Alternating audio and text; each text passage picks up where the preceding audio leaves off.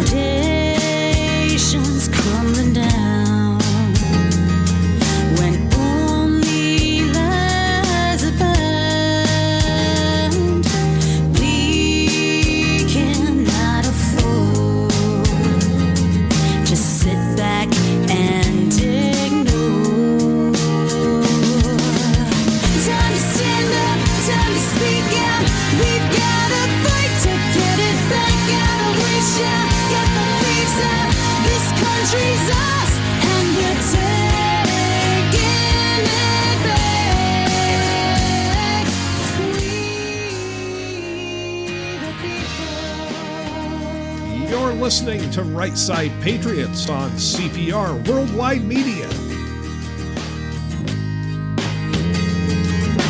We the people. And welcome to Right Side Patriots. I'm Craig Andreessen from the National Patriot with Diane Sori from the Patriot Factor. Diane, welcome to Saturday. Yes, another Saturday, and here we are. You know, there you are in South Florida. Here I am in northern Nebraska, north central Nebraska, the lovely town of Valentine, my new home, trying to get settled in, you know? Yes, and we're going to be talking about some of Craig's wonderful adventures later in the show, and how my partner has to come running to his professional decorating partner to ask for some help. Well, you know, I mean, I'm doing stuff that, I mean, I've done this stuff before, but it's been a long, long time. I mean, it's been 20, 25 years since I've done some of the stuff that I've been doing around the house, and it's decorating stuff. It's not your, you know, your normal screwdriver and you know, drill and, you know, build stuff, you know, things. This is decorating stuff, and I haven't really done a lot of this. So yes, and this is my area of expertise. I mean, I love decorating, not only for the just the joy of making someone's environment happy in the way they want to live their lives, but it also makes me happy because I get to spend money, but it's other people's money. Yeah. And this way my husband doesn't have to go, "What did you buy now?"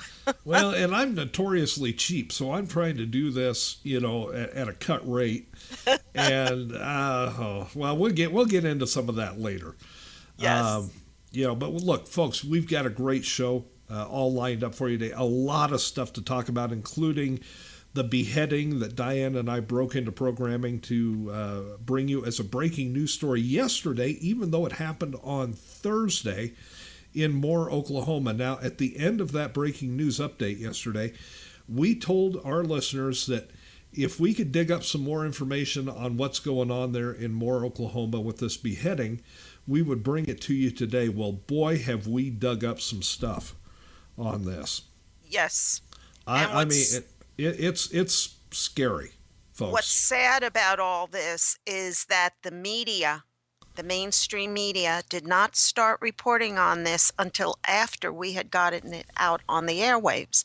It had been a local story, and yes, it was on the local news in Oklahoma, and none of the media picked it up. None of the alphabets picked it up. Suddenly, Craig and I broke it on Facebook, on the airwaves, through CPR, through the internet, and then suddenly, an hour after we broke it, Fox had it on, ABC had it on, NBC, the whole vegetable soup of crazies all had it on. And Craig and I are very proud to say that we broke it on the internet, on Facebook, and on the assorted alternate venues. People didn't want to touch this, and we'll get into more on that later too. Not only that, but we're going to talk about Eric Holder's pending resignation. He actually leaves office sometime in early December 3rd. I think it is. That's the plan for now. But there's a lot more to that than what people might realize. We also have some information on the first female fighter pilot from the UAE who is bombing ISIS. It's a very interesting story, that. Yes. And then we're going to get into the article that Diane published yesterday on Obama's speech before the United Nations. What a pile of bullcrap that was. Not your article. I'm talking about his speech. Your article was very good. It was, not only is it a pile of bullcrap, it's very dangerous bullcrap because it's misleading the public and misleading the world into believing certain lies. It's well and fine you want to lie and think people are going to follow you and believe it. But when you try to scam the world, it becomes a little more serious. Well, every time he goes before the United Nations of thugs, despots, and thieves, he turns the manure spreader to full blow, and this was no exception. Yeah, that's why I call them the useless nations. I mean to tell you, folks, we got a lot to talk about, but before we get into all of that and then some, we need to wake up our moderate Muslim intern deep inside of a cave high in the mountains of Tora Bora. Mohammed Hussein Obam, are you awake? Unfortunately, he is. Oh, dear. Okay, rev up the camel. Send that quick hitter list over on the Intercontinental Ballistic Camel, if you would. Last night was Friday night. You know what they do for fun Friday night in the mountains of Tora Bora? Probably go out on dates with the goats. Yeah, double dates. Double. Yeah, one Muslim, two goats. That's a double date. Front and rear, I guess. Well, it's too bad Poor for the goat. goats. Too bad Poor for the goats. goat. Send them on over, Mohammed. There it is. Let's see here. What did he send us today? Al Sharpton, Eric Holder, Obamacare, and Homeland Security. Well, it's an interesting list. Yeah. It is an interesting list today. Let's start with everybody's favorite race baiter, Al Sharpton. Okay. This guy, I don't know. Has he been spending a lot of time in Denver? Because I think I know what he's smoking. He's always been smoking it. You know, this to me is just astounding. And we haven't heard any denials from the White House, which makes me think maybe this is true. Yes. Al Sharpton says that he, the great race baiter, is advising the White House in their search for a new attorney general. Yes. What the hell? He even has a quote in his National Action Network website, and this is his quote. It's scary, folks. We are engaged in immediate conversation with the White House on deliberations over a successor who we hope will continue in the general direction of Attorney General Eric Holder. God help us all continue in the direction of the biggest race baiter, white hater in the United States, Eric Holder, the man whose every word out of his mouth is driven by racial hatred for everybody white. Maybe Al Sharpton is recommending the attorney that got him off that cocaine beef with the mob a few years ago. Could be. I Could mean, be. that guy must be pretty good. I mean, as Yes. far as attorneys go, defense attorneys. Well, but we don't need a defense attorney. What we need is a prosecutor. We need a prosecutor who understands and accepts the Constitution. Well, Holder is just like his good buddy Obama. They trample and spit on the Constitution every chance they get.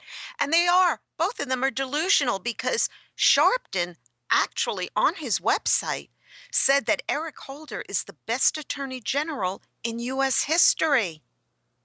What? Yes, that's it. I'm looking at his site. That's a quote. The best attorney general on civil rights in U.S. history. Yeah, he's the best if you want to set us back 150 years in race relations. Well, maybe 150 years, maybe just 50 or 60 years. I mean, the country right now is not that far from where it was in about 1965 when it comes to race relations. Now, it was a lot better than that before Obama and Holder assumed their respective thrones. Yes. But between the two of them, with a lot of help from Al and Jesse and, God knows Louis who. and Louis. Louis. And, they've set it back to right before the civil rights era. And, they're trying, I agree, Diane, they're trying to get it back at least to the Jim Crow. Yes. To the onset of Jim Crow. That's what they're aiming for, because then they're all assured that they'll continue to have jobs. These people, in all seriousness, beyond jobs, beyond anything of that nature, these people are the equivalent of the KKK. They hate white America. But you know what? It goes deeper than that. It's not only that they hate white America, they hate themselves. Yeah, there is a definite issue there, with self-esteem and look, the problem is you can't have an idiot like Al Sharpton trying to help pick the Attorney General for the United States. I mean, the only people he knows ride the short bus. So yes. What is he going to, Tanya Brawley, let's not forget, what is he going to have her as an assistant attorney general? I mean, these men that Obama surrounds himself with, remember, Al Sharpton was convicted of drug offenses and other things. Well, and he was an informant on the mob, and, that's how he kind of got out of the drug issues that he had, earlier in his life. But, this whole thing, Al Sharpton advising the White House in the search for a new attorney general. Give me a break. But speaking of the attorney general, Eric Holder also makes the quick hitters today for taking credit for lowering the population of federal prisons. It's at its highest level, guys. Just so you know that. It's at its highest level. But if he wants to take credit from lowering it from its highest, delusional. Delusional is the only word that comes to mind. It's not that Eric Holder's Justice Department has instilled fear in the hearts of criminals so that they don't go out and commit crimes. It's that he's released 68,005 federal prisoners. Exactly. Now, there's the 68,000, many of which, or almost all of which, were actually illegal aliens. And then the 5, obviously, are the 5 that he sent to Qatar in the deal to get a traitor back. Exactly. Oh, let's not even go there. I'm just saying. But what he's proud of, 68,005. the numbers he's proud of, are you ready for this? He released from 298,000 prisoners. We're now down to approximately 100,000 prisoners. In other words, we still have 250,000 prisoners in federal prison, and that gives the Muzzies 250,000 people to draw into their ranks. I mean, this man really, December 9th is not fast enough. I'm sorry. No, I agree. I mean, I'd like to see him out the door right now. I mean, yes, into jail. Yeah, not just right door. out the door. They need to have the handcuffs ready to haul his butt into jail. Raise the federal prison population by 1. Exactly. That's what I'm saying. Exactly. You know, and here's the thing, folks. You know, going with no attorney general would be better than continuing to have Eric Holder or anybody, excuse me, that Al Sharpton picks for us. Al Sharpton just needs to go away. He needs to go in the padded room with a few others that we won't name right here, but he needs to go in the padded room with them. The man is in his mid-80s, I believe. His brain is fried from his years of drug use and whatever, and he's a race baiter. He's a racist. You don't have a racist picking America's attorney general. And I do agree with you, Craig. Why not? Obama picked one. We don't need a defender. We need a prosecutor. Absolutely. Yeah, I mean, for 6 years, Eric Holder has been defending the worst of the worst.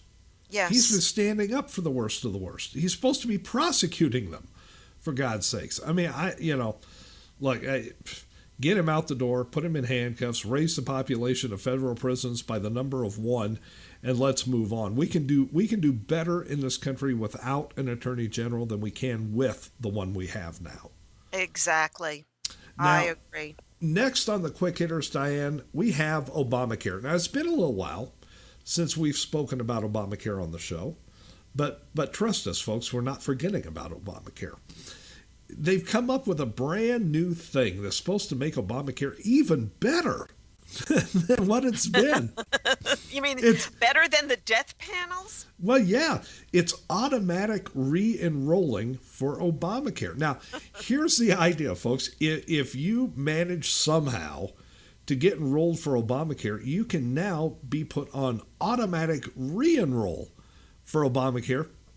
But the problem is, and this is not coming from Republicans, this is coming from an independent study group that has looked at the situation, because as we all know, Obamacare, the website, the whole system is a mess. Not to even get into the disaster that Obamacare actually is. Just enrolling in Obamacare is a disaster. They're saying that the automatic re-enroll feature of Obamacare is going to wind up screwing people left and right, because people will have no idea what their costs are. They don't know what their premium costs are now. Exactly. When they go into this automatic re-enroll, and here's part of the problem. The numbers, the Obamacare enrollee numbers are dropping. Now this comes as quite a shock to the administration. No shock to Diane or me or to our listeners, but a big shock to the administration. A lot of those numbers were bogus to begin with. And you're not really enrolled. We said this, I don't know how many times. You're not really enrolled in Obamacare until you pay the premium. Exactly. People aren't paying the premium because they don't know how much the premium is. The system doesn't work. And the fewer people that there are, the higher the premiums go, the higher the deductibles go, and folks, the higher your prescription costs are going to go. So if you go into this automatic re-enroll thing, you will have no idea, not even a hint of an idea of what your premium is going to cost you or what might happen to your deductible. Not only that, you also don't, excuse me, folks, you also don't know if your doctors, your healthcare providers, the hospitals you go to are still on the plan, because everything changes constantly. And if you're pre-enrolled, you don't get to see that call-out sheet of what's been happening. And if you pre-enroll, try getting off of it. You're in for one hell of a problem. Well, and then for those people out there who can't afford Obamacare, and there's a lot of them, legitimately. There's a lot of them. Some aren't legitimate. They're just scamming the system. But if you're up for a subsidy for Obamacare and you go to the automatic re-enroll, you have no idea what kind of subsidy or if you're even going to get a subsidy. Exactly. Now, Exactly. if you think you're getting a subsidy and this thing says you're not, all of a sudden your premiums skyrocket. In other words, the government actually has their hands in your pocket and you have nothing to do to get it out because you can't get out of Obamacare. Now, we didn't think it was possible.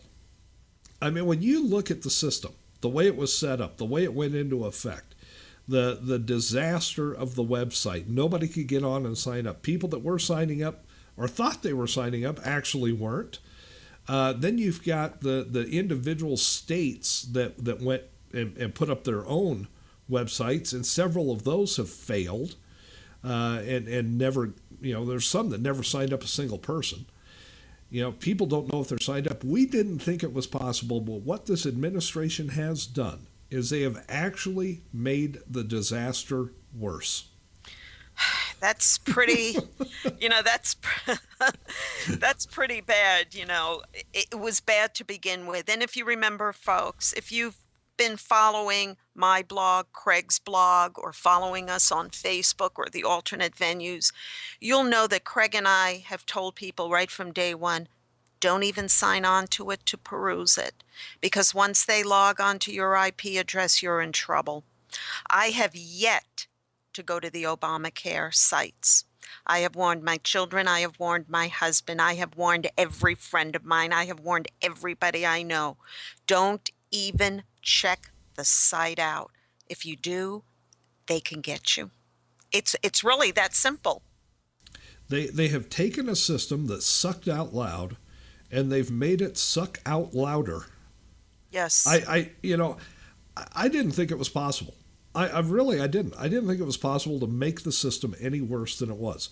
But they have found a way. This is government in action, folks. Now, if they can't get a system, a simple website system to work, how in the world are they going to fix you if you have to go see a doctor? You can't. And not only that, you won't even know if you've been thrown on to the death panel or not. I mean, it's ludicrous, guys. The best thing you can do, it's sorry to say, is get your own insurance, pay what you have to pay until you either reach Medicare age or until we can take back the Senate and get rid of this damn Obamacare. That's the key, folks. And again, it does come back to November. We take back the Senate, we can do something about Obamacare. We don't take back the Senate, this is our nightmare for years to come. We're less than a month and a week away from that big election, folks. So make sure you understand what the real issues are. Don't be distracted by the social issues. Make sure you know what the real issues are. Just like 2010, Obamacare is one of the biggest issues of this midterm election. Yes. Make no mistake about it. Yes, it's right under the Islamic crap that's going on, but it's up there in the top 3. Now, finally, today in the Quick Hitters, we have our Homeland Security Secretary, Jeh Johnson. Jay spelled J-E-H. I have no idea why. But Jeh Johnson came out and said something the other day that absolutely just about knocked me over. He said granting amnesty. He's talking about, of course, all the illegal aliens. Okay? Granting amnesty will encourage terrorists to come out of the shadows. Yeah. Now, basically, what Johnson has just admitted is that there are terrorists in this country who have come across the border illegally. Okay, that's thing one. He admitted it without saying it. But granting amnesty to illegal aliens will encourage the terrorists to come out of the shadows? So, in other words, the terrorists are only hiding in the United States because they have not yet been granted amnesty. Yes, they're just waiting for their little green cards or whatever it is they get when they get amnesty. I mean, this man, Obama surrounds himself with the worst of the worst of the worst. Suddenly, Jeh Johnson makes Al Sharpton look like a genius. Exactly. Oh, no. I mean, I just Nobody don't. makes Al Sharp. I'm sorry.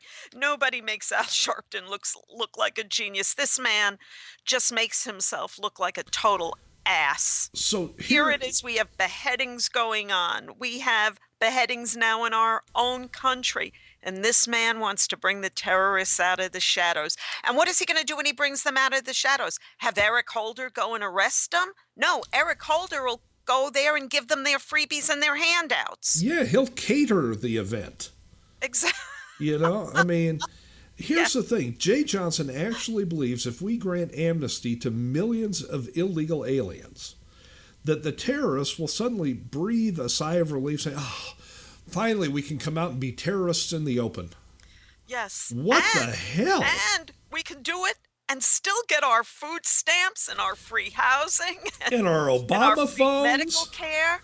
So when we have a little accident building our bombs, we can just go to the hospital and get fixed up and then turn around and go back and finish our bombs. Well, and this kind of goes hand in hand with the new executive order that came out the other day that is going to allow up to 1,500 illegal aliens per year to join the military. So, well, if we have illegal alien terrorists in the country, and there's no if about it, because we do, Yes. then they can go and join our military. Now, isn't that just a happy thing?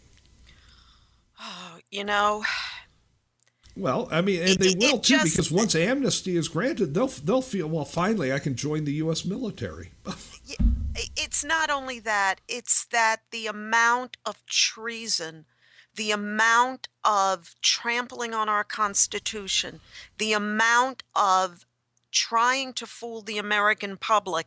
And remember, half the American public was stupid enough to vote this man back into office. It's just mind-boggling. There are days I just sit here, I can't write, I can't look at the news anymore. All I can do is shake my head at what's going on in our country. And people still have their heads buried in their sand, and they still don't see them. I just got the newest numbers here a couple of minutes ago. 36% of the American population believe Barack Hussein Obama and his administration are doing a good job. 36%. Good Now, Lord. obviously the majority don't, but 36%, and that 36% are the ones who vote 2, 3, 4, 5, and 6 times, folks. They actually think this man and his administration is doing a good job. My question is, are we up to 36% of the U.S. population is now illegal aliens? Because, It could be. those are the ones that I think would believe he's doing a good job. But let me just take a moment here and tap on the old microphone. And hello, alphabets out there. CIA, FBI, Hi, guys. EIEIO, NAS, NSA, whatever. Could you do us all a favor? We appreciate you listening to the show. We know you're fans. Instead of, being all worried and gnashing your teeth over the truths that we may tell right here at Right Side Patriots and on CPR Worldwide Media, would you please go arrest somebody in this administration? Yeah, just even a token.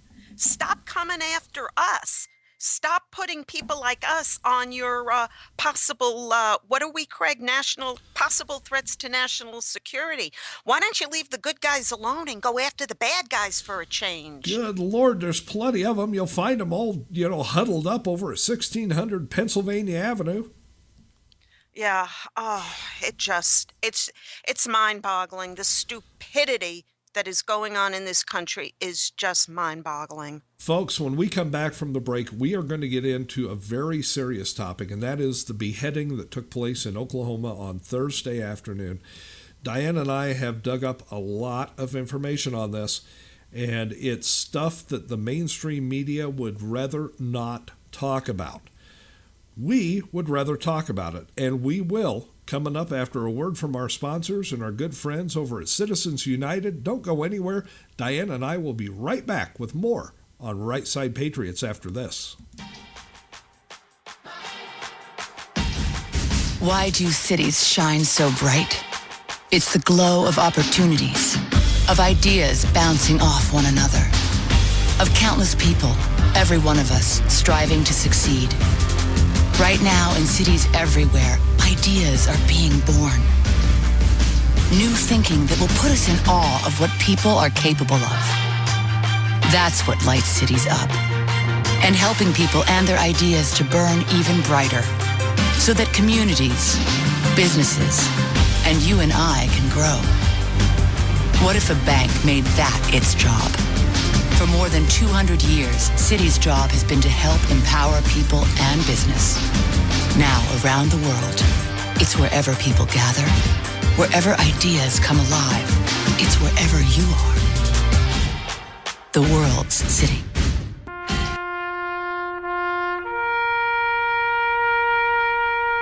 Read something recently worth thinking about. It's the soldier, not the campus organizer, who's given us freedom to demonstrate. It's the soldier, not the reporter, who's given us freedom of the press. It's the soldier, not the poet, who's given us freedom of speech. It's the soldier who serves under the flag, who defends the protesters' right to burn the flag. Isn't it time now to demonstrate that we support our troops? Were it not for the brave, there'd be no land of the free. Fred Thompson's message was brought to you by citizensunited.org.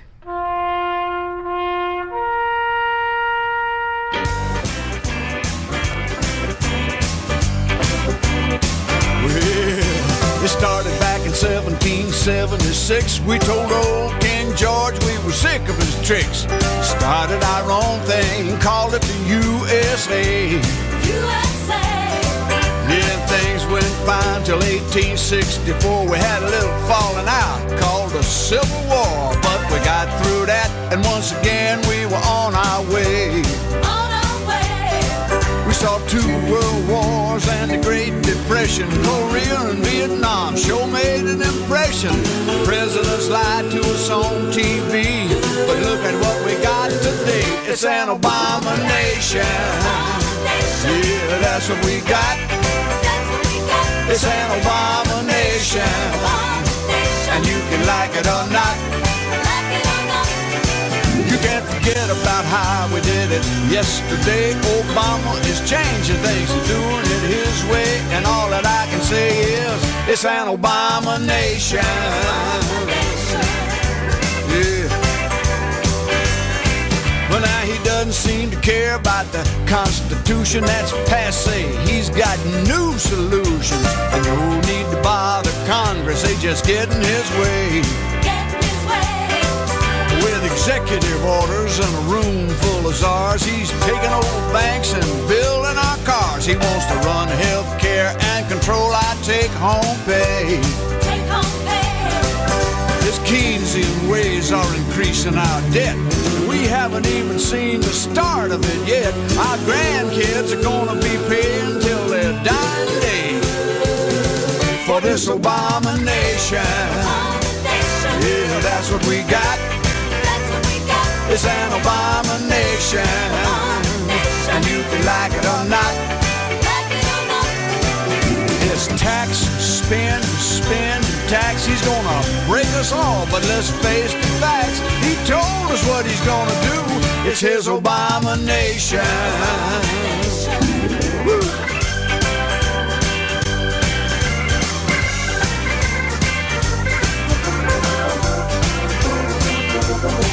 Well, he bristles at liberal or socialist. He prefers progressive, but you can bet on this. No matter what you call it, friend, it's an abomination. Yeah, you know, I think he wants to change USA to USSA, United Socialist States of America. Ha! Well, das Vidania, comrade. Woo!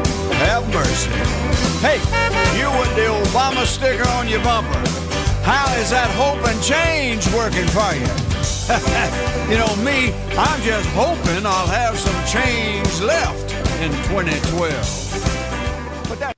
And we're back on Right Side Patriots. Craig Andreessen from the National Patriot with Diane Sori from the Patriot Factor. And Diane, as much as we hate to do this, we are going to have to get into, and I mean deeply into, this beheading situation that took place in Moore, Oklahoma on Thursday afternoon. Now, we broke this story. We alluded to this at the top of the show. We broke this story on CPR Worldwide Media and on Facebook yesterday afternoon. And that is because other than KFOR TV in Oklahoma, nobody else was talking about this story. None of the mainstream media was picking up on it. They hush-hushed this thing like you wouldn't believe. They kept it quiet. So quiet for 24 hours that not even our sources got wind of it. Right. And as soon as we got tipped off to this thing, we broke it yesterday afternoon. And, we brought up some things in that breaking news that we want to go back to now, because we said if we could dig up more information, we would come back to it today on the show. Well, we have. This guy's name, Alton Nolan, okay? Now, when we first reported the story, we said he goes by a name that's not Muslim, Alton Nolan. However, he does have a Muslim name, Joachim Yisrael. Yes. And I don't know if I'm pronouncing the last part of it right or not, but it's Yisrael, Yisrael. Joachim is Yisrael. So it's Yisrael, actually. Yisrael, okay. Yes. This guy, even while we were doing the breaking news, we got word that the FBI was involved and they were looking at it for possible terrorist links. Okay.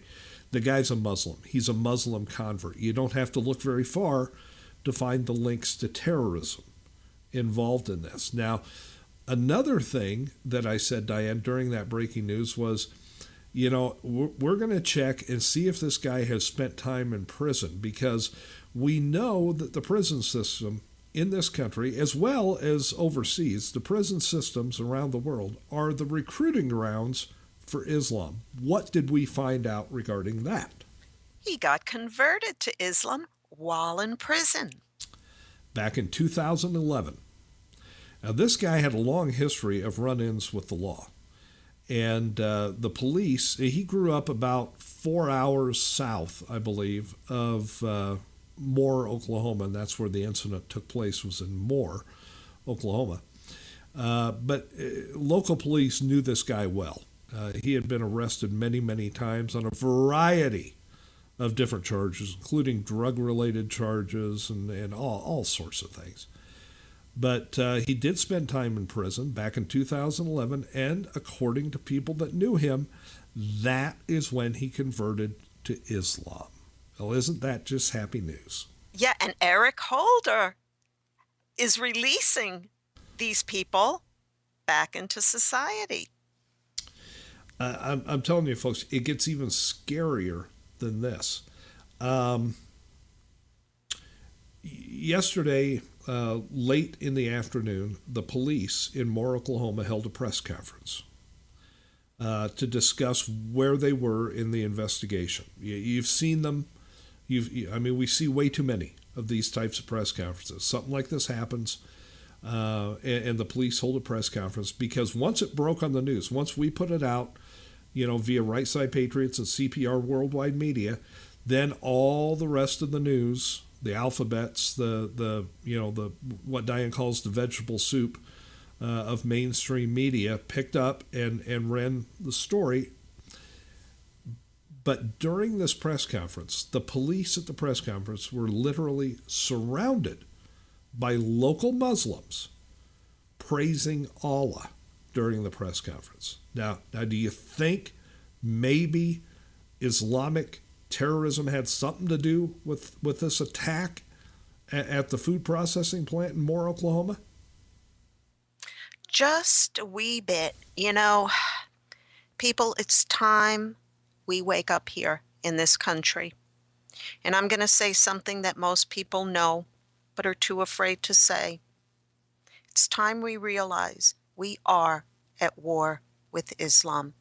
We are not just at war with radical Islam, because this is something I have said since 2 buildings came down 13 years ago.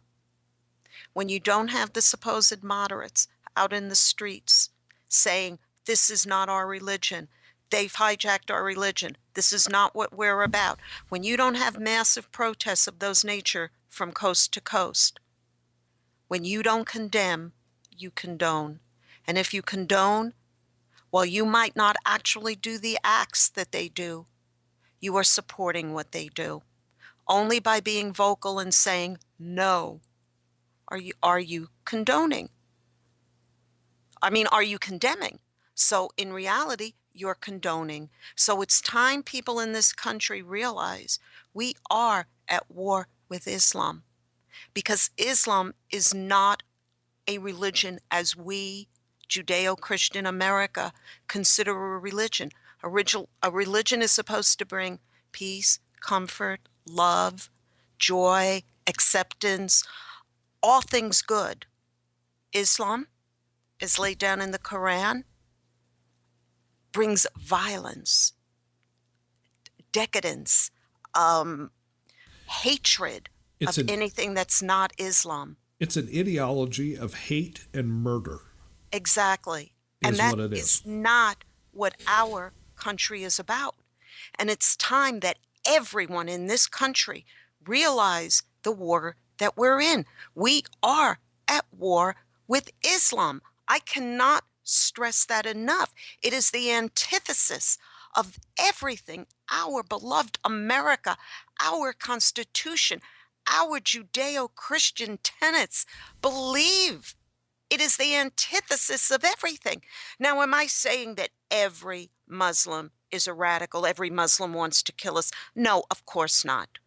Of course not.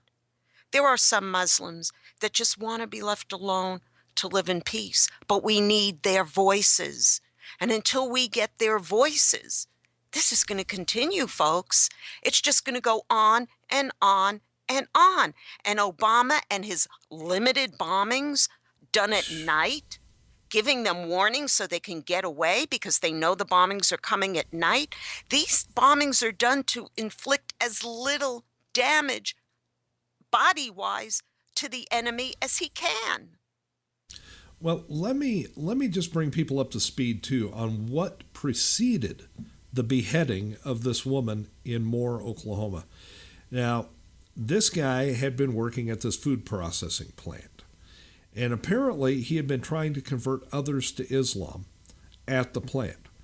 Now, on Thursday morning, and we're still trying to confirm all of this, but let me tell you what we're hearing right now, because it looks like good information right now. On Thursday morning, he got into an argument with a woman at the food processing plant in Moore, Oklahoma, about the stoning of women.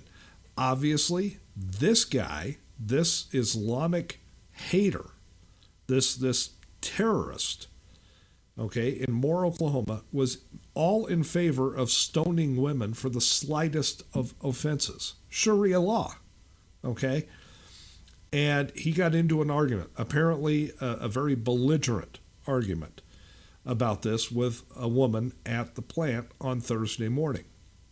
This led to him being fired before lunch on Thursday. He came back later in the afternoon carrying one of the knives that they use at the plant and attacked first one woman as he went through the doors, stabbing her repeatedly before cutting her head off, and then started attacking a second woman. Here's your war on women, liberals. It's not coming from the right. Here it is, front and center for you. It was at this point that an off-duty sheriff's deputy who worked part-time at the plant drew his revolver and shot this idiot. Shot the terrorist. Did not kill him, but shot him so he could not attack anybody else. This was before the police got there. Hello, liberals. Conceal and carry. This guy had a weapon. We have no idea how bad this could have gotten had this guy, this off-duty officer, not shot this guy. But here's the key, and you said it in your words. The fact is, if you watch these beheading videos at all, like unfortunately Craig and I have to do for what we do, you will see that people are usually brought to their knees. They're very calm. The guys say a few words and then they behead them. They don't kill them first and then cut their heads off. This man, and I use that term very loosely, this animal, this barbaric piece of shit, stabbed this woman to death and then cut her head off. Now that's how they're going to get around it. That's how they're going to say, no, this isn't the same. This was just overkill. This was workplace violence overkill. Mark my words, guys. That's the difference. He killed her first and then beheaded her. Now, you're right. They're going to say it. They're going to claim this was workplace violence, just like what happened at Fort Hood a few years ago. Okay? But just like Fort Hood, this was an act of terrorism. Absolutely. We know this guy is Islamic. We know that he converted to Islam. We have also secured images from his Facebook page. And in those images, he had images of bin Laden. He had images where he is showing the same hand signal that ISIS shows. Now, am I saying this guy was a part of ISIS? No. What I'm saying is he's an ISIS wannabe. Yes. Okay? He's pretending to be as bad as ISIS. Yes. And if ISIS is going to cut somebody's head off, so is he. And that's serious, folks, because there are others in this country just like him. This is going to happen again. If we don't stop this now and make an example of this man, he's going to become a cult hero. He's going to get a following. And we're going to see more beheadings in our country. People are going to try to emulate this swine. Absolutely. They're going to do this, folks. You know they're going to do it. They're calling for it. They're calling for beheadings in America. They have been now for a couple of months. ISIS, I'm talking yes. about. Now you're going to start seeing people like this crawling out from under the woodwork like the cockroaches they are and perpetrating these acts across America. You're going to start to see it now. What's bad about this is it's instilling fear in the American public. People are going to start being afraid to go out in public places because we don't know who's standing next to us anymore. You know, now here's something. I want to bring this up. I want Diane to go into this because this is something that she noticed right away. I noticed it, but she put it out there on Facebook, and I want her to go into this. You know, we're being told that this guy is black. We've seen his picture. He's a black guy. Okay? Attacked a woman. Yes. There is no race being given to the woman. Diane, I want you to go into that a little bit and explain this to people. Okay, I put up a post yesterday. It hit me like a ton of bricks as I'm monitoring everything that's coming in about this. And I said, has anyone else noticed that now all over the news about the beheading of Colleen Hufford in Oklahoma by a black Muslim convert, and they stress that he was a black Muslim convert, there has been no mention of the victim's race. I'm just assuming she was white by the media's silence and her name, and I could be wrong, but I have a feeling I'm not, which would make this killing not only a crime of murder and a crime of treason, but we know they will try to pass this off as workplace violence, but here it is, guys. And the media has been downplaying the race aspect. They have not mentioned what race she is. That leads me and most other people to believe she was white. And here it is, black on white crime, again, not being reported. Folks, take yourselves back to Ferguson. Hadn't been that long ago. What was the very first thing we knew about what happened in Ferguson? A white policeman cop kills black child. What was the very first thing we knew about the situation with Trayvon Martin? White civilian kills black child. You can look at any one of these major crimes that happens. And if it's a black person that gets killed by a white person, both races are mentioned immediately. So you know who the perpetrator was and who the victim was. Okay? Not this time. Not this time. They have yet to say her race. That leads proof positive that this was a white woman that he killed. I guarantee you by the end of the day, we will have photos of the woman he killed. I have a photo, folks, of a woman that fits her description, the area, the state, Oklahoma. But until I see the words "more Oklahoma," I dare not put it up in case it's the wrong person. But this is what the mainstream media is doing. First, they tried to hush this thing up. They didn't want this out there at all. And I guarantee you, if we could dig deep enough, we could find out that the Justice Department, under the resigning Eric Holder, put the clamps down on this thing and said, not a word, not a word. Exactly. We don't need this to get out that some Islamic bastard beheaded a woman in Moore, Oklahoma. A white woman. Yeah. I mean, I'm telling you right now, this thing was hushed up from the Department of Justice. Exactly. I'm and telling you right now. That's why Right Side Patriots is putting it out, because this needs to be out there. We need to know that the enemy is now on our soil. We always suspected it. Now we know. Now we know that we have to constantly look around us, make sure of our surroundings. We now have to be in fear in our country of those who came from over there, or those who converted to the mindset of those over there. And I don't know about you folks, but this is not how Craig and I want to live. We want our government to round these bastards up and do what needs to be done with them. Lock them up, or better yet, send them back over there. Let them kill their own people, but stay the hell out of our country and away from our people. Now, there's one more thing that we became aware of just before we went on the air today. And this is also very important. When you look at this swine, this Islamic swine, Alton Nolan Jakim Yisrael, okay? He is connected to another act of terrorism. Yes.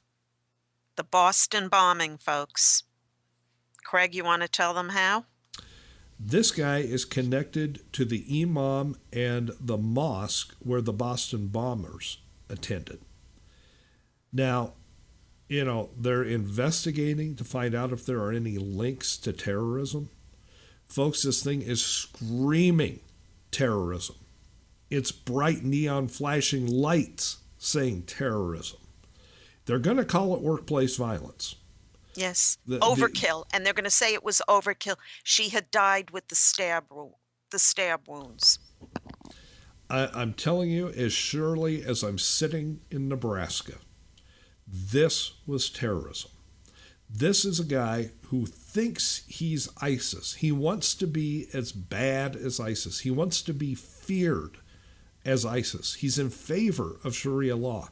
He was engaged in an argument Thursday morning regarding Sharia law at his place of work, the food processing plant in Moore, Oklahoma. He was fired after becoming belligerent that very day. He returned to the food processing plant in Moore, Oklahoma, killed one woman and attacked another before being shot by an off-duty part-time sheriff's deputy who happened to be work in the building. At the plant. Yeah. He happened to be an employee in, I believe, a management position at the plant, who was at the right place at the right time. Thank God for that. This guy is a terrorist. You look at his Facebook page. He's got photos of imams. He's got photos of him standing in front of mosques. He's got photos of him making the hand gesture of ISIS. He's got posts in social media about hating America. He's got a post about 9/11 in there. He's got posts about Sharia law in there. Yes. This was, if it hadn't been that Thursday, 2 days ago, it would have been yesterday could have been today, and it's going to happen again.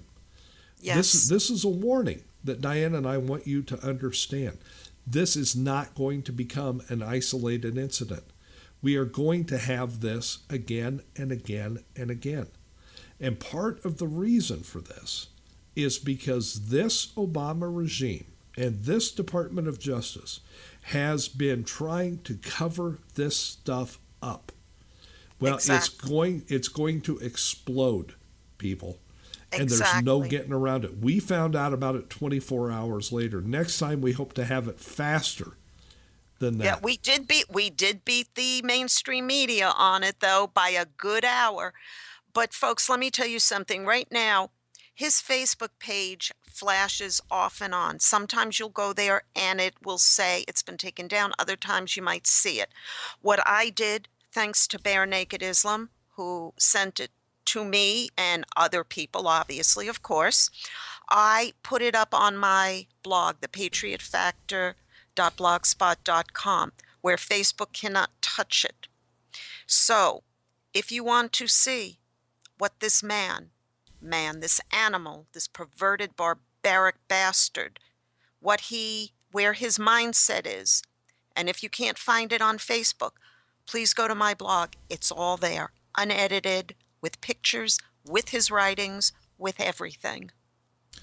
It's an amazing situation when you think about it, though not completely unexpected. We knew this was coming. We talked about this on the shows previous to this, that we knew things like this were going to start happening. And now they have.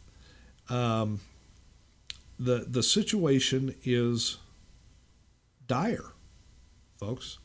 We've got to get a handle on this. And the mainstream media is absolutely no help. That's why Diane and I, here at Right Side Patriots, here on CPR Worldwide Media, we try to bring you the truth as fast as we can get our hands on it. And we told you yesterday when we broke into regular programming and brought this story to you, first people on radio to do it, that we were going to dig into it, find more, and tell you about it today on this show. We have. We're not going to let this go. There's more to come on this story. And we'll be here when the next one happens. It's a horrible situation. Horrible situation. Yes, and made it's going to worse get by worse. this regime. It's going to get worse, folks. That's what's sad. It's going to happen in other places. It has to be stopped now, or there's going to be new meaning to red, white, and blue in this country, and it's not going to be pretty. These people are coming in through our unsealed borders. These people are already here, and Obama's going to grant them amnesty along with others who don't deserve amnesty. This is a serious situation, folks. We never thought it can happen here, and it has. And I've talked about it, and I've talked about it, and I'll continue to talk about it. Our prison system is a recruiting ground for this exact sort of thing. Mm-hmm. This guy went into prison as Alton Nolan. He came out of prison in 2011 as Yaquim Yisrael, an Islamist and a terrorist. We've got an attorney general right now, and they're looking for another one who will be just like him, that's willing to release prisoners into our streets and into our towns. You think this is over, folks? Think again. When we come back after the break, Diane, let's talk about Eric Holder and that resignation of his. Okay, you got it. Folks, don't go anywhere. Right Side Patriots will be back after this. Citigold is an account from a global bank with over 200 years' experience, offering international banking expertise across over 100 markets. Your dedicated investment consultant adds a unique personal touch to your banking experience. Complimentary lifestyle offers like Marhaba service and free global money transfers help you save on time and money. At the core of Citigold is your dedicated relationship manager, personally looking after your financial needs. Be it lifestyle privileges like golf, lounge access across the Middle East, or worldwide privileges, Citigold provides you with a rewarding experience. One card is all you need for all your Citibank accounts. As a Citigold client, you benefit from our international expertise and global reach. Citigold is more than a account. It's a personal banking service offering exceptional privileges, customer service, and recognition worldwide. So wherever you are, Citigold will be with you.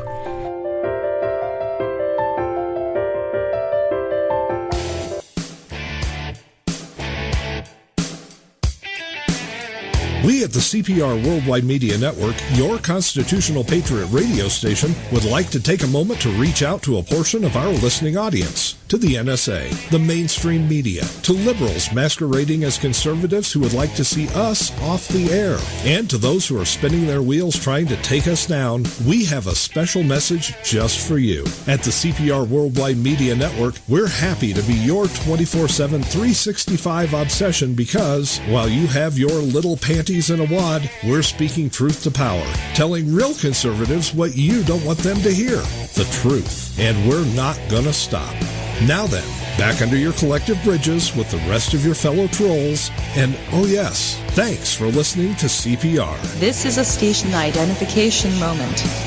You're listening to CPR Worldwide Media, a division of CPR Media Network, coming to you live right across the planet. Check out our website at www.cprworldwidemedia.com and our Facebook page at facebook.com/CPR Worldwide Media. This is CPR Media Network, coming to you live from the USA. Well, looky here, a new listener. Hey, this ain't your little sister's radio station.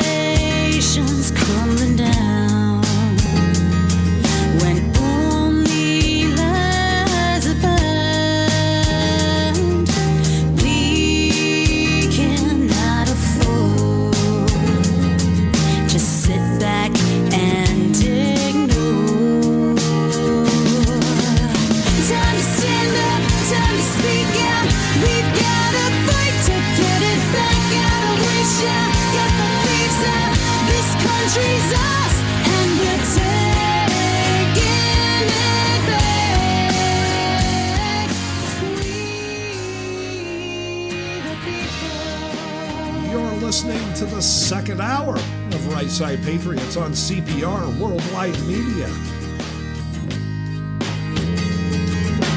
We the people.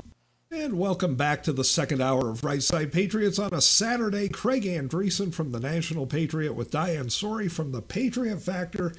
And Diane, if people missed our show on Wednesday, it's going to be rebroadcast right after this show today. And it's a goodie, guys. You really don't want to miss this show because we had as one of our guests Jill Tamarisi, the mom of Andrew Tamarisi, still being held in the Mexican jail. And we also had Christine Lakatos, who is a whistleblower on the whole green energy fiasco. And she followed the money trail all the way back to the White House. Folks, if you don't know the name Christine Lakatos yet, you need to get to know it because that woman is sharp as a razor blade. And she has cut this thing into pieces. She has followed the green energy money trail, the global warming money trail, right back to Obama's Oval Office. And it is stunning what she has uncovered. So be sure to stay tuned after this broadcast for the rebroadcast of Wednesday's show. Let's get into this thing about Eric Holder. Now we knew this was coming. He had spoken about this late last year, early this year, that sometime this year he was going to pull the plug and resign, but he left it very open-ended. And he comes out the other day and says, well, I'm going to resign as of December something 3rd, 9th, 7th, somewhere right in the first week of December will be Not his soon last enough. day. Not soon enough.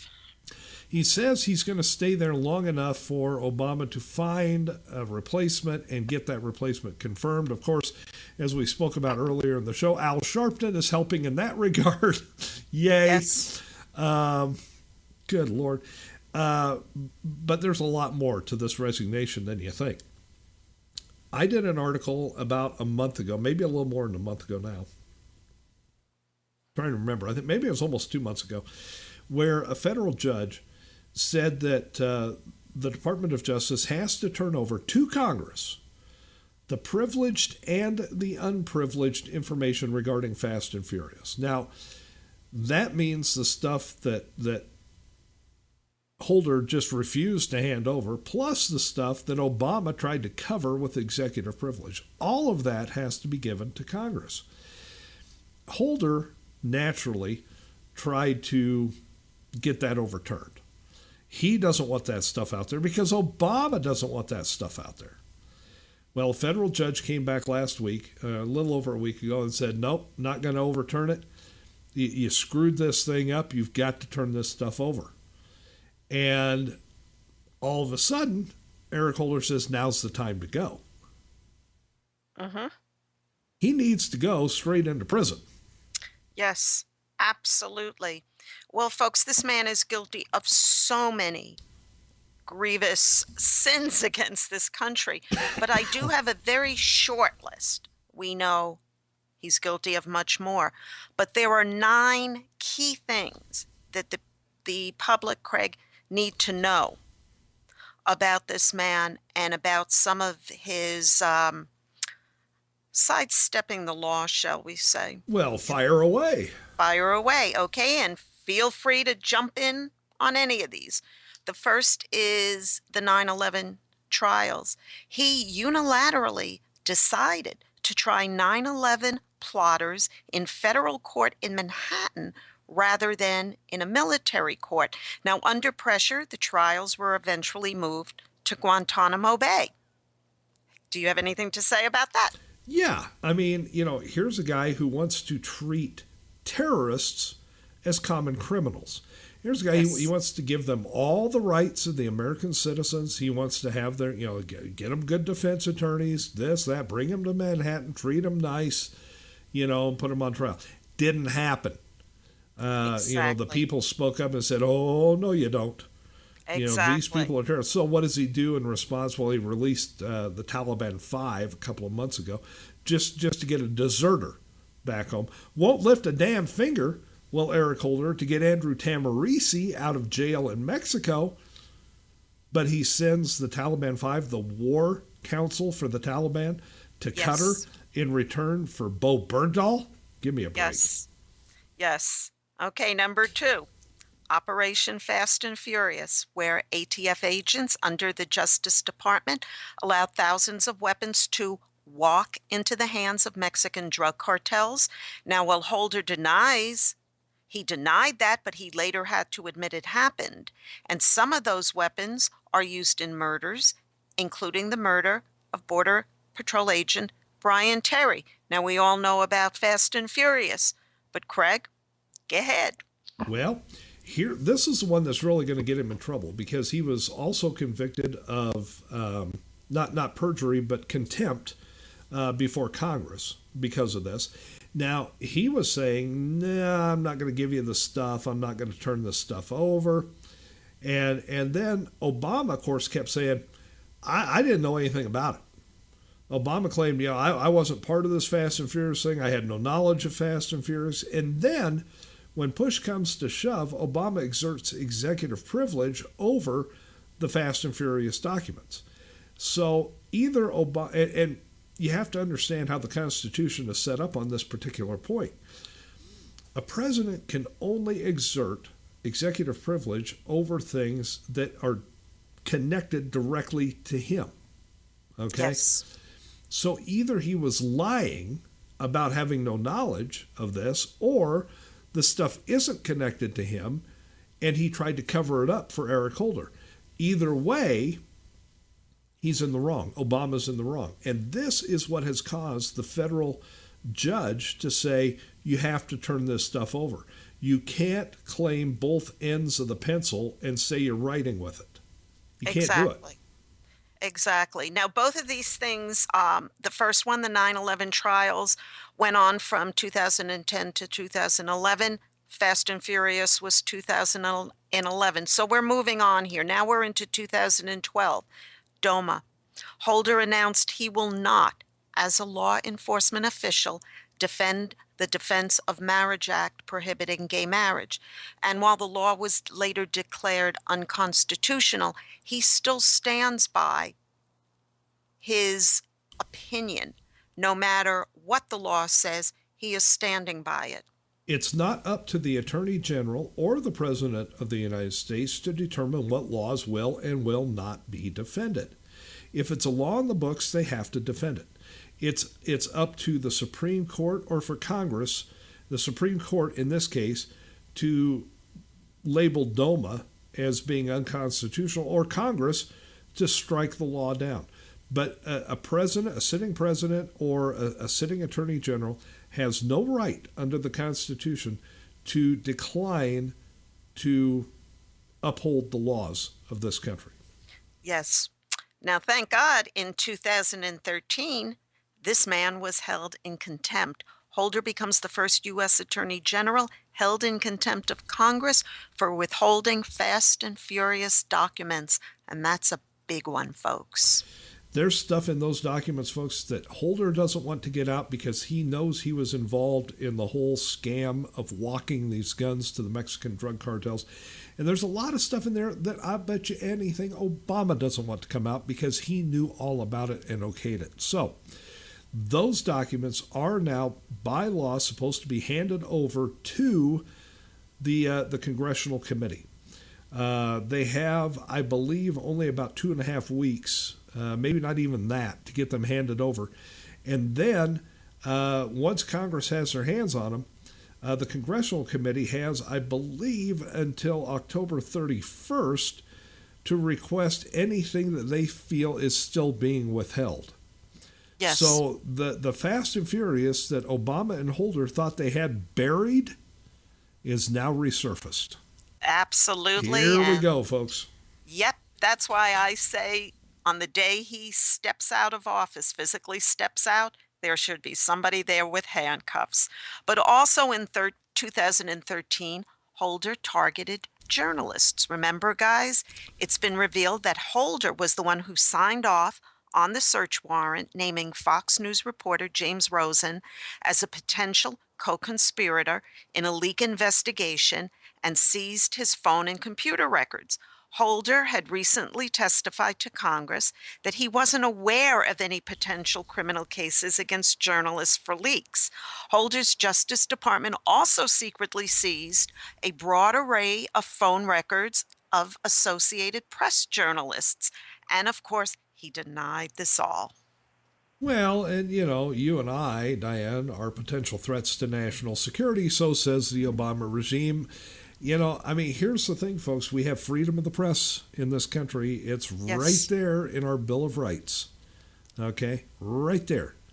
And when you've got the government spying on the press, you've got a serious breach of the Constitution. Eric Holder is the one that signed off on it. Eric Holder was acting against the United States Constitution, the very Constitution he swore in his oath of office to uphold and defend. Yes. Now, we've moved on to 2014. We're almost done here, folks, with the biggies. There was something called Operation Choke Point. A lot of people might not have been too aware of this, but this was created to combat unlawful mass market consumer fraud. So the Justice Department initiative drew fire from business owners ranging from gun vendors to pawn shops because they said they were being unfairly targeted, which they were. Goes kind of hand in hand with the targeting of conservatives by the IRS, don't you think? Yes. This was kind of also tied in, remember, with the stuff, the gun shows and the selling of the firearms at the gun shows? We do have a Second Amendment, kind of goes right after the First Amendment, the Freedom of the Press Amendment. Second Amendment says we have the right to keep and bear arms in this country. And here again, you have the Attorney General, Eric Holder, acting against the Constitution he swore to uphold and defend. Exactly. Now we move on to the biggie of 2014, the IRS scandal. Briefly, as it pertains just to Holder, Holder faces conflict of interest concerns in the JD's investigation of the IRS targeting of conservative and Tea Party groups. When you ask the Fox to investigate the break-in of the hen house, you got yourself a little bit of a conflict of interest right there.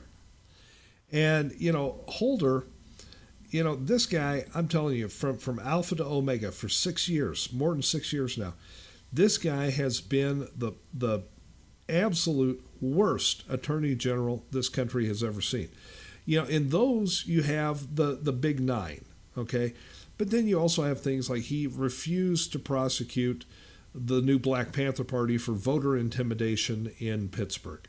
Yes. You've got, you got him running off and making himself part of the story of Trayvon Martin, making himself part of the story in Ferguson.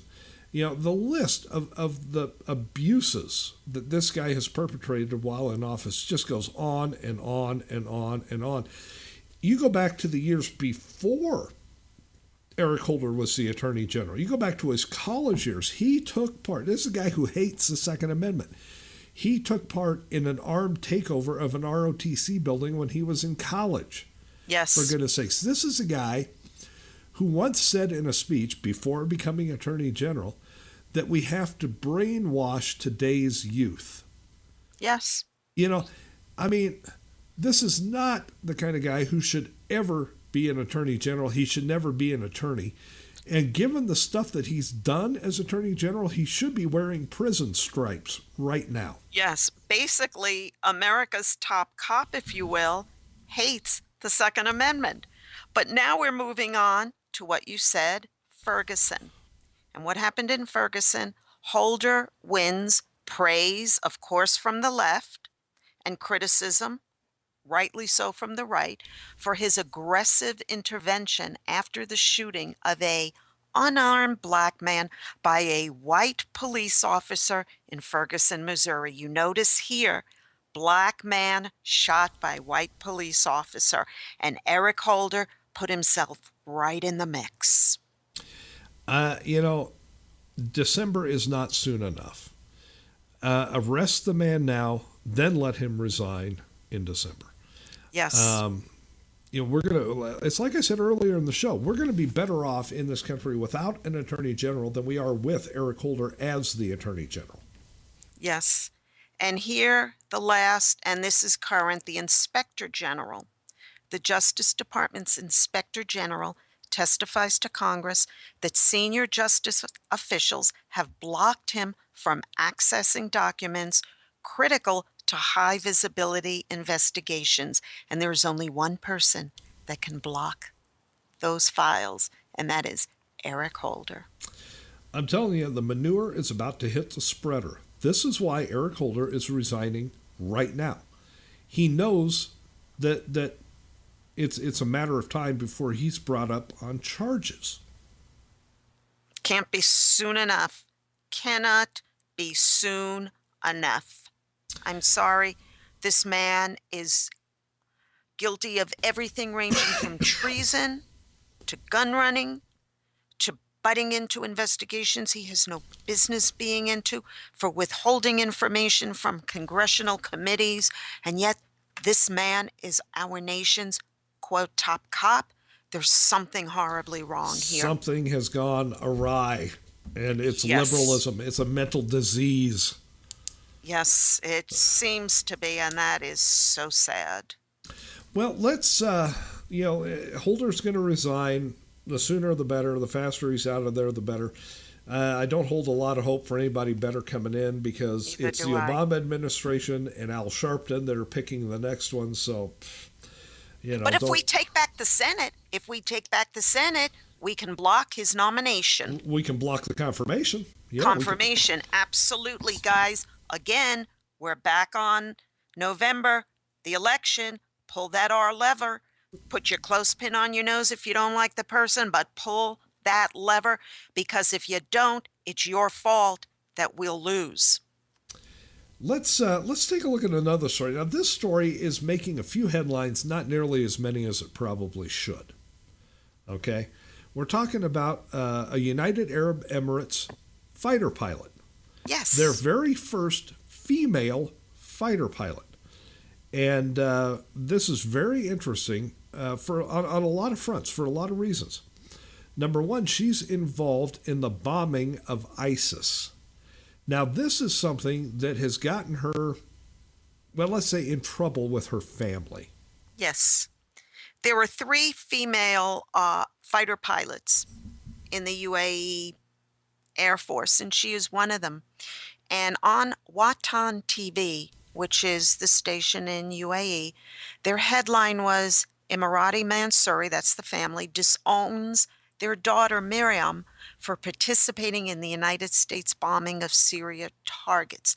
Her family has outwardly come out and said they support the rebels. And here it is, she's bombing the rebels, because remember, the rebels, predominantly the Free Syrian Army and al-Nusra, they are tied into ISIS. Don't let Obama fool you guys. They are tied into ISIS. And here she is, a Muslim woman, bombing. I'm just saying, if I was her, woman. Yeah, if I was her, I wouldn't go home for Ramadan dinner next year. No, I wouldn't either. And I kind of worry about her a little bit, that one day we might find that she's been beheaded for something, or she's suddenly gone missing. Well, and this is part of the problem, folks. Sharia law allows for that. Exactly. You can have an honor, what they call honor killings under Sharia law. And if her family feels that they have been dishonored by her actions, they can kill her. It's perfectly legal over there. You want your war on women? There it is. Well, here is a quote from her about why she does what she does.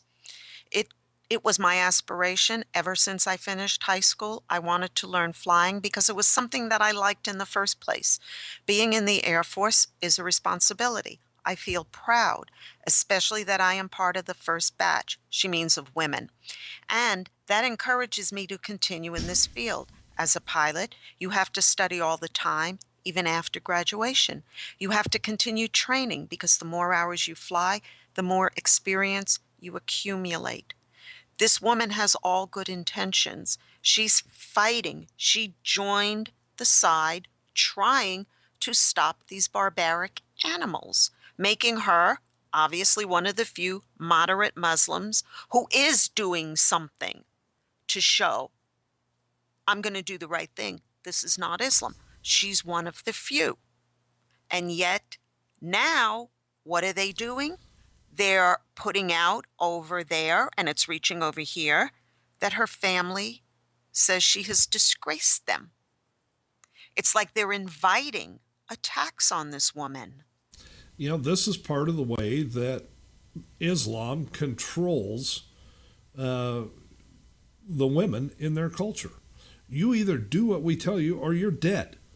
Exactly. I mean, it's just that simple. And this poor woman, under the flight suit, well, she's not wearing a hijab, under the caps that all the pilots wear and all that, she's got the hijab on. I meant the burqa. She's not wearing a burqa under the flight suit, but she is wearing a hijab. Now, come on, do you know how uncomfortable that must be? Here it is. She's a fighter pilot. Let me explain something to people, because this goes back about 12 years, 13 years ago now. I actually took a 45-minute flight in an F-16 with the U.S. Air Force Thunderbirds. And to do that, you have to put on a flight suit, and part of the flight suit is a pressure suit.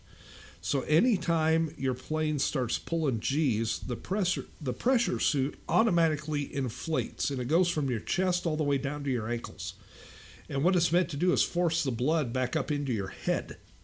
Okay, otherwise you're just going to pass out. Now, I have worn some uncomfortable outfits over the years. Nothing as uncomfortable as that. Because you're sitting in a fighter plane, you've got a pressure suit on, you've got a flight suit, and the pressure suit is so tight. They fit this thing to you while you're sitting down. And if you can stand up straight, it's not tight enough. Yes. And they make you sit back down and they strap you up some more. Okay. Yeah. And then you've got a parachute that you have to wear, along with all this stuff. I mean, there is nothing more uncomfortable than what you have to wear to get into a fighter jet. Okay. Now add the Muslim garb to that and give that a try, folks. Yeesh.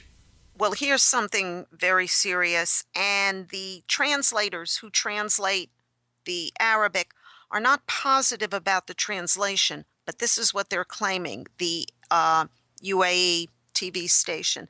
The family also appears to have announced support specifically for the ISIS terrorist organization, saying that they are honored heroes of the Sunnis in Iraq and the Levant. Man.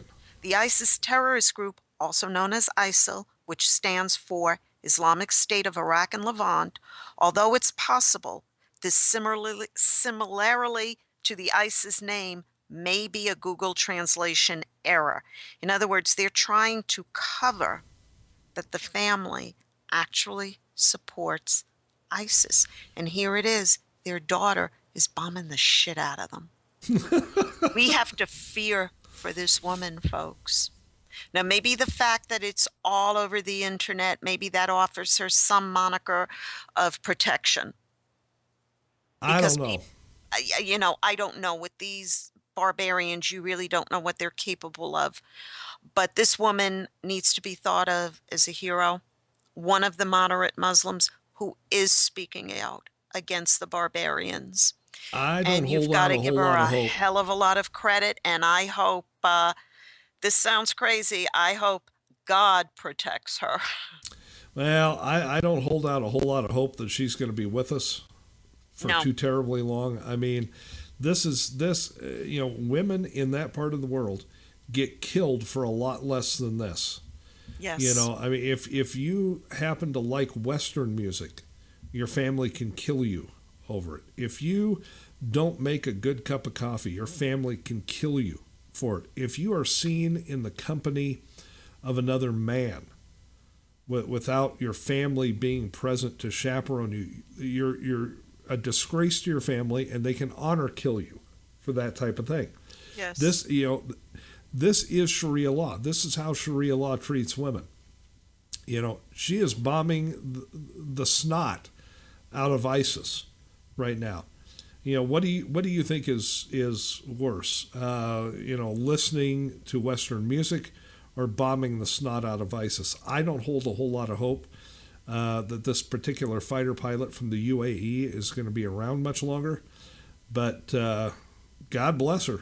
Yes. I mean, she's doing what's right, and she's not letting the family make her decisions for her. Yes. Now, again, this the American sites, the English sites, I should say, that are reporting this are saying there could be some mistranslations being made, but they are standing by that she is going against the family's support of ISIS.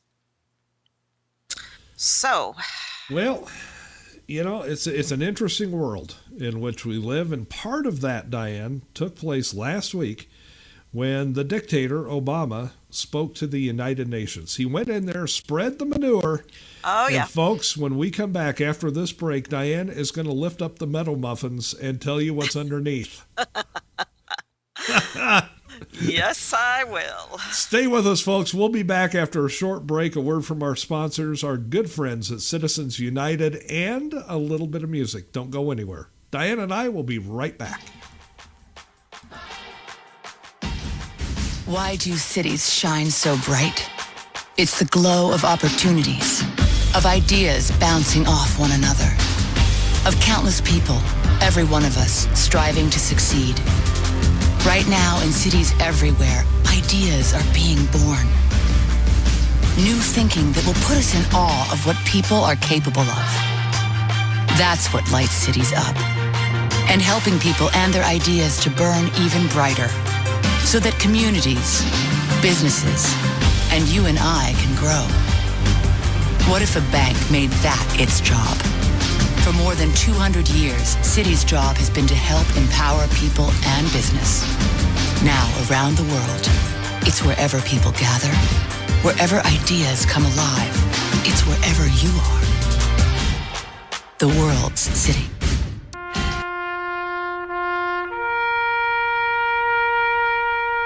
Read something recently worth thinking about.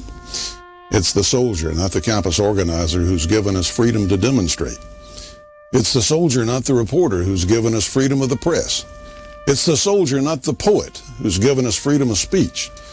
It's the soldier who serves under the flag, who defends the protesters' right to burn the flag. Isn't it time now to demonstrate that we support our troops? Were it not for the brave, there'd be no land of the free. Fred Thompson's message was brought to you by citizensunited.org.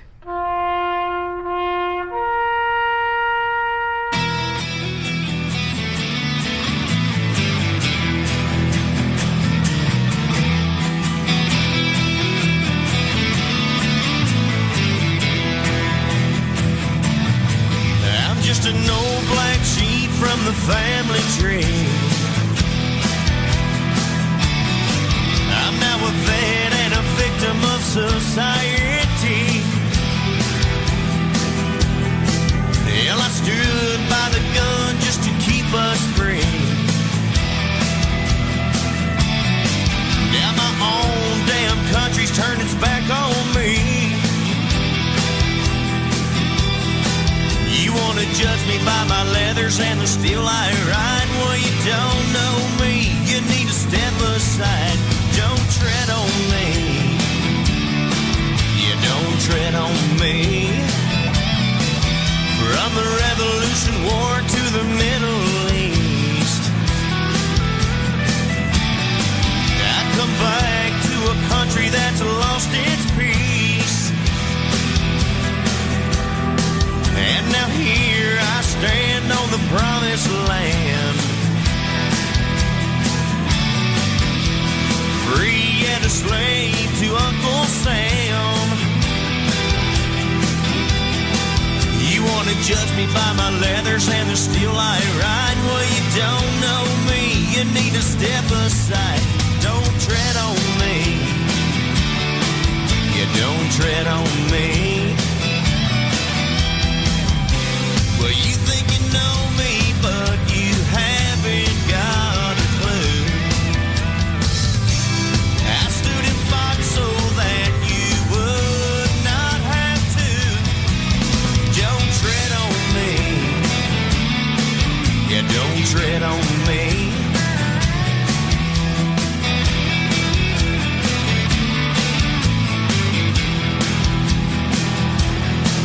You wanna judge me by my leathers and the steel I ride? Well, you don't know me. You need to step aside.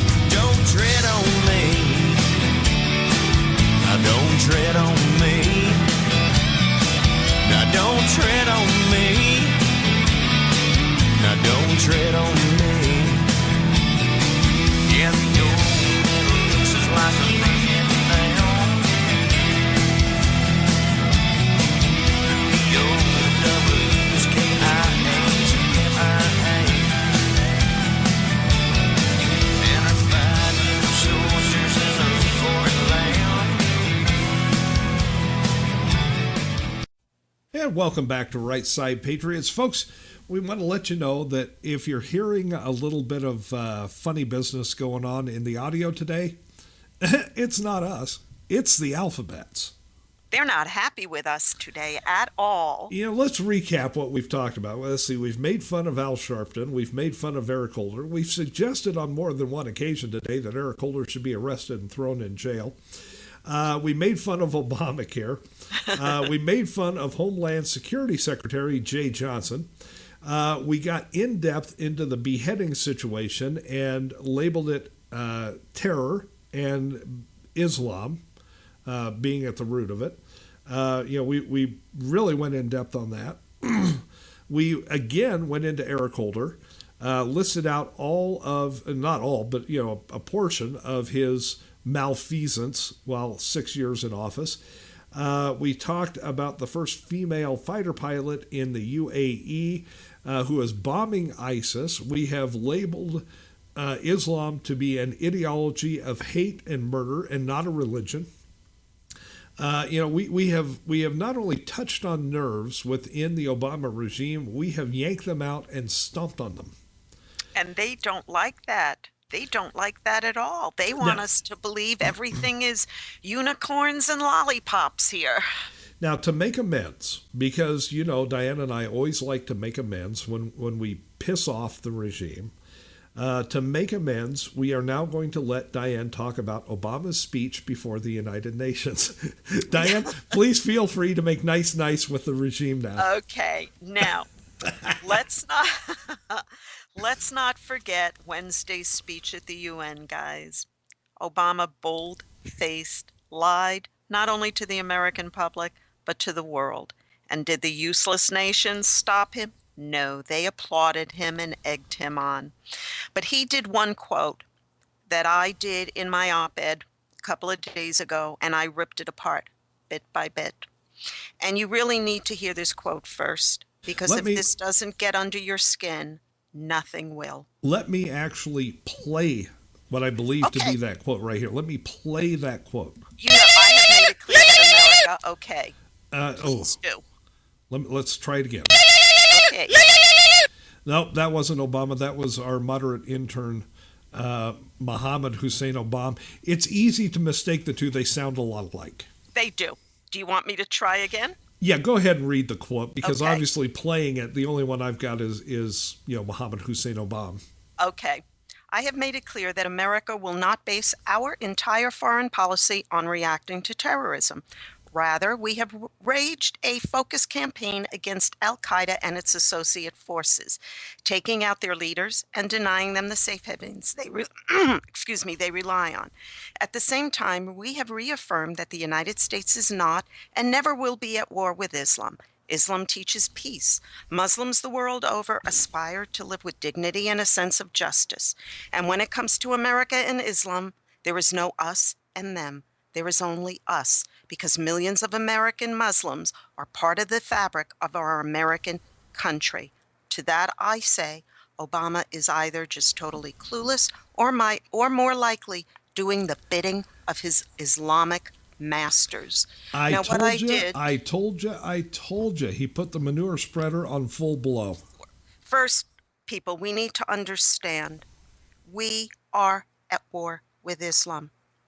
And the only reason that I personally do not call this a holy war is because while Judaism and Christianity and other religions, Buddhism, Hinduism, etc., they are true religions, Islam is not a religion in my eyes or in Craig's eyes. It is a cult. It is a subjugating, barbaric system that wraps its tentacles around its followers until it squeezes the life out of them. That's not what a religion does. So this is not a holy war. This is a tangible, here and now battle against a barbaric enemy that has not left the 7th century. Now, Obama's part of that quote, the United States is not and will never be at war with Islam. Oh, really? Just ask the families of the 3,000 Americans whose sons and daughters never came home from fighting those who went to war in the name of Islam, whose sons and daughters never came home from fighting those who want to kill us all. And they have said many times, either we subjugate ourselves, either we convert, or we die. That's Islam. And then Obama said Islam teaches peace. No, really. Just ask the families of James Foley or Stephen Sotloff how peaceful these Islamic savages are as they cut off their sons' heads in the name of Islam, in the name of Allah, the made-up deity all followers of Islam subjugate themselves to, the made-up deity all followers of Islam kill in the name of. Ask the family in Moore, Oklahoma today if they think that Islam is a religion of peace. Bull crap. Exactly. And then he said, there is only us, because millions of Muslim Americans are part of the fabric of our country. Oh, really? Really? Are they? That's not the truth. Muslims are not here to become the fabric, to become part of the fabric of our country. Look what's happened in Dearborn, Michigan, now known as Dearbornistan. And look at the people living in the states where the liberal leftist judges have allowed the abomination known as Sharia law to creep into our judicial system. This whole speech is absolutely unbelievable. He then went on to say that what we're doing is fighting the cancer of violent extremism. But he only said those words for political maneuvering and political posturing to stop the free fall of his current poll numbers. He knows what ISIS is. And now he's got Khorasan, their ISIS's heir apparent. That will become a bigger headache to his regime than the Muslim Brotherhood was when the brouhaha was going on in Egypt.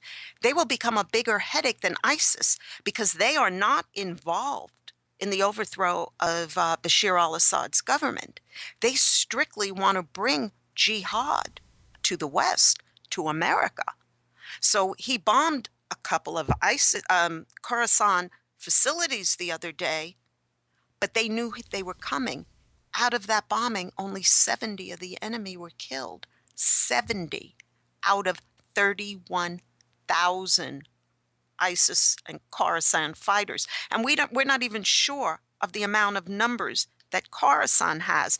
Now, one of the most grievous things he did was praise a man named Sheikh Abdullah bin Bayaya. I think that's how you pronounce his name.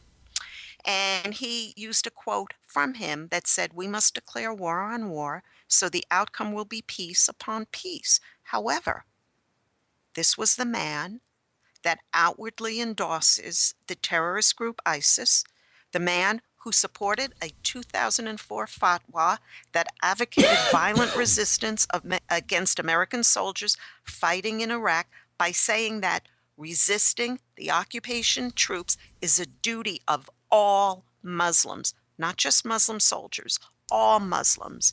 And a man who in 2009 issued a fatwa barring all forms of normalization with Israel, and the man who served as the vice president of a radical Muslim Brotherhood group whose leader called for the death of all Jews and all Americans. And Obama stood at the UN and praised this man.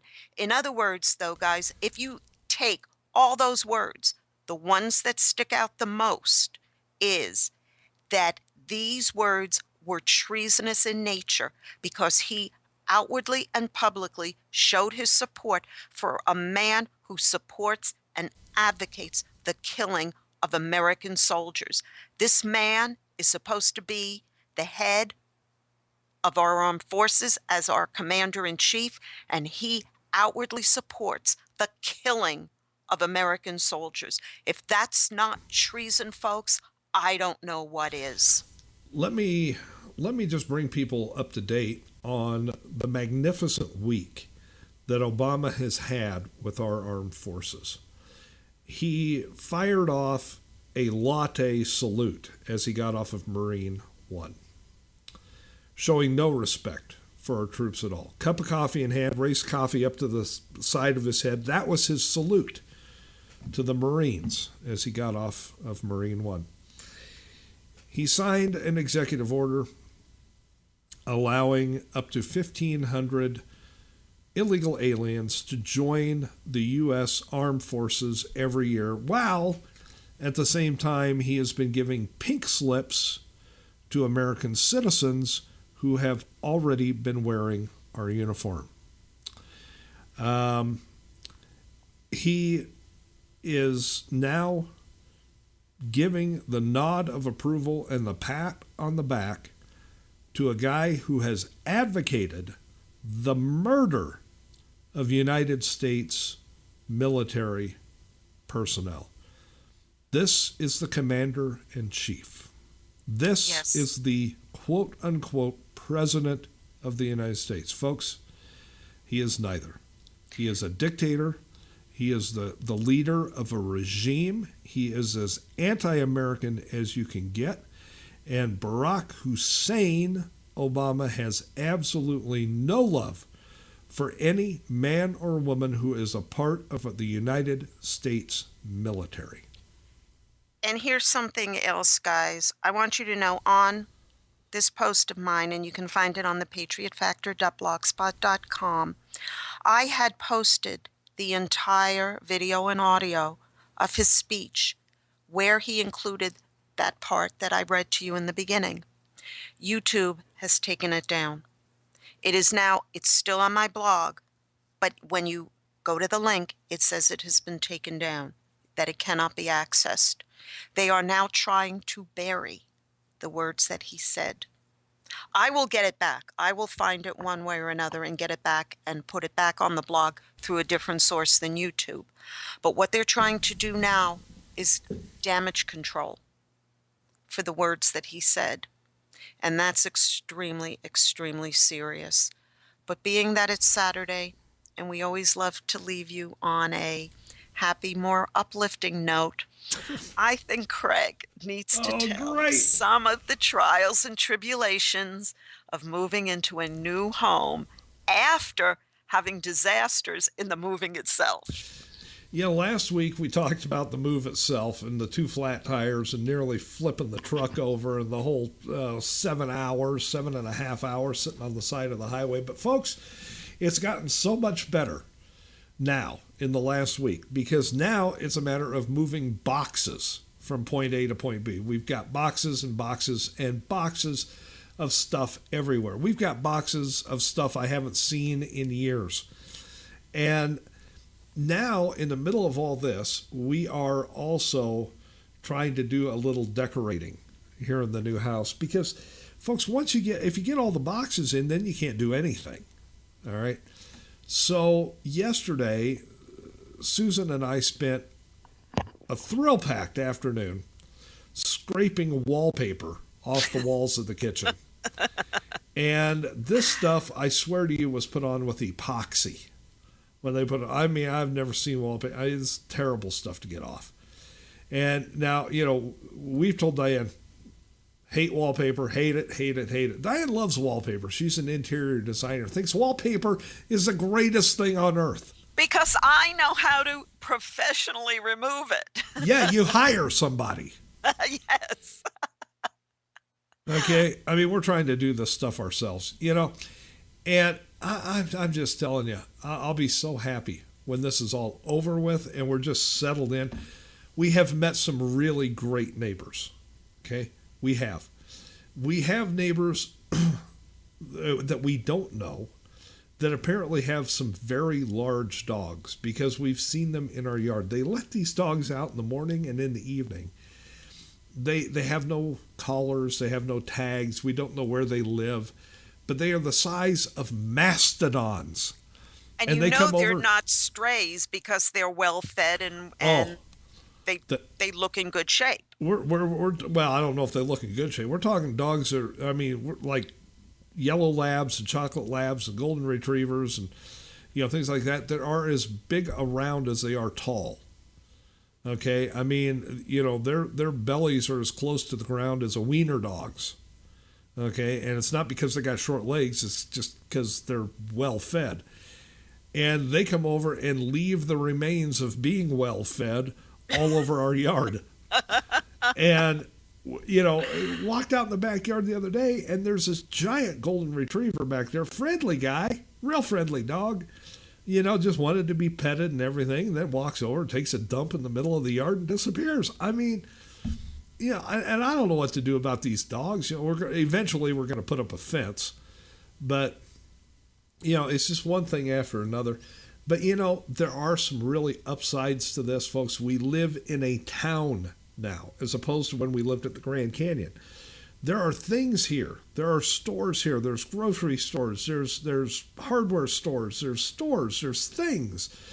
And last night, Diane, we did something that we really didn't do very often when we lived at the Canyon, because all the places there are just geared towards the tourists. We went and we had dinner out Yes, last and night. tell them what kind of dinner you went to. Oh, this was fantastic, folks. And this is something that Diane can really appreciate, being the vegetarian that she is. We went to an all-you-can-eat meat buffet. Just the name. I'm telling you what, prime rib. I mean, Diane, they didn't skimp on the size of the plates at this place, and the piece of prime rib completely covered my plate. And that was your first helping. Yeah, and they had crab legs, and they had shrimp, and they had baked potatoes, and they had cornbread, and they had all this good stuff.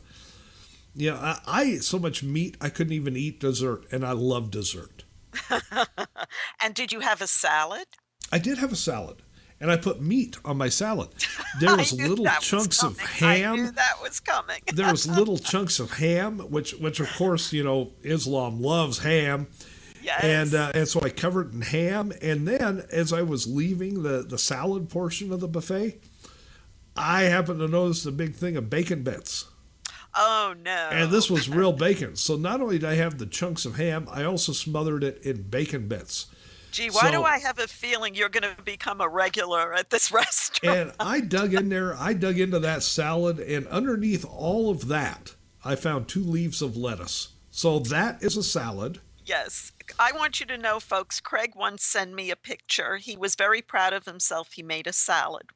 And it was this big pile of meat with 1 lettuce leaf sitting on top of That's a salad. big That pile of qualifies. That's all I'm saying. And that's a salad to him. It is. As a vegetarian, I gotta love it, because there it is. You got dead animal on your plate with a crowning glory of a piece of lettuce. I had lots of dead animal last night. It was the all-you-could-eat meat buffet. You could go up there and refill your plate as much as you wanted, and I did. But I'm telling you, it was really, really good. And, we're going to some friends for a multiple birthday party thing tomorrow. These are things we haven't been able to do for years. So, settling into city life is going well. Decorating, not so much. Well, that's why you have me here to help. And guess what? Because he's my partner, folks, I'm not charging him anything. There's no way I could even afford you if I had to pay for you. But I love doing this, folks. Like I said at the beginning of the show, it satisfies I am a shopaholic, and I freely admit it. I guess I need a 12-step program for that one. But it satisfies my shopping urges, but I get to spend other people's money when I do decorating. Well, yeah, so, and I'm asking her, do you think I should go with A or B? And she says, well, I don't think you should go with either one. I think you should get the gold-plated C. And I'm like, are you out of your mind? Hey, I've done really good for you so far, Mr. Navajo White. I'm telling you, we're gonna do the basement in Navajo White. It's gonna be wonderful. The upstairs, we're gonna have a lot more color in the upstairs. But the whole thing, this whole thing, is really starting to get on my last nerve. Yes. At this point, because there are things that we can't find that we need. Yes. And this is what happens when you move. You put stuff in boxes, you think you've done a good job labeling, and then you realize some stuff got packed where it ought not be. Yes. And now it's a matter of trying to go through the remaining boxes and open them up and say, okay, what's in this one? Well, let's let our listeners in on a little secret. Sometimes late at night, Craig and I have decorating porn. We call it decorating porn. That's what it is. That's what it is. We go on the internet. To all these decorating sites, and we play around with colors because they let you overlay things on other things and whatever. And we call it decorating porn. And we go into the living rooms and we go into the bathrooms and whatever. And we look, oh my God, if we had a gazillion dollars, we'd do this, that, whatever. Well, one night we went into something that we thought would be kitchen porn. Oh dear, oh dear, oh dear. kitchen porn turned out to be real porn. Turned out to be porn in the kitchen. We got out of there so damn fast. Let me tell you how this works. It's not if we had $1 gazillion, this is what we'd do. Diane says, if you had $1 gazillion, this is what I'd tell you to do. That's what happens when you work with a decorator, folks. But I'll tell you what, we're out of time, Diane. If you missed any of Wednesday's show, 2 great guests we had last Wednesday. We're going to replay that show coming up here in about 5 minutes, right here on CPR Worldwide Media. We want to thank the Alphabets for messing with us today. We want to thank the Obama regime for being complete idiots, as they always have been. Always. And folks, like I said, we're going to stay on top of this situation in Moore, Oklahoma. If we can uncover any more information on this, we'll bring it to you on Wednesday's show from 2 to 4 Eastern, right here at CPR Worldwide Media. Right now, I'm going to go out and look for my damn lampshades. Oh, dear. And don't forget the finials for the tops. I know. I'm hoping they're all in the same box, but I'm not counting on it. Folks, have a great rest of the day on Saturday. Have a great weekend. Diane and I will be back next Wednesday. Right Side Patriots, CPR, Worldwide Media, 2 to 4 Eastern Time. Say goodbye, Diane. Bye, guys.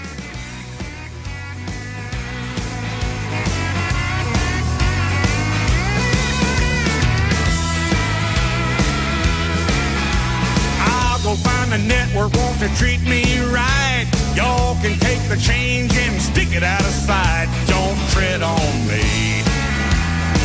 Don't you tread on me. Hey, are you ready for some good news? We're gonna take back our country. Well, it used to be easy, get a place, build a house. Now the EPA said no, that's the home of the blue mouse. Don't tread on me. Don't you tread on me.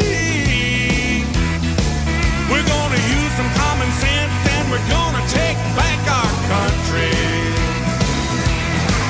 Well, they've beaten to death that pole race horse. This politically correct thing has run its course. Don't tread on me. Don't you tread on me.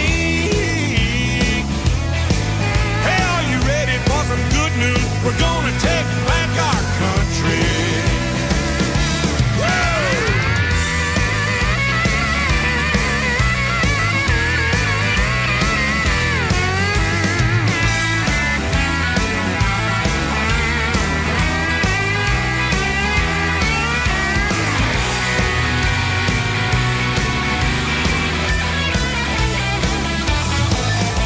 Facebook, Twitter, YouTube, and Bing.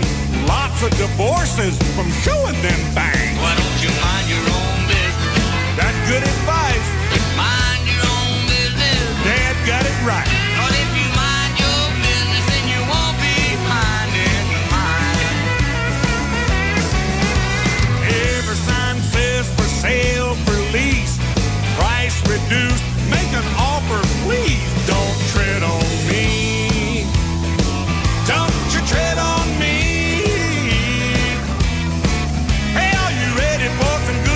We're gonna take back our country. There's no way today we could build Boulder Dam. There'd be way too many government permit scams. Don't tread on me. Don't you tread on me. Hey, are you ready for the good news? We're gonna take back this country. Hey, Barack, pack your bags, head to Chicago. Take your teleprompter with you so you'll know where to go.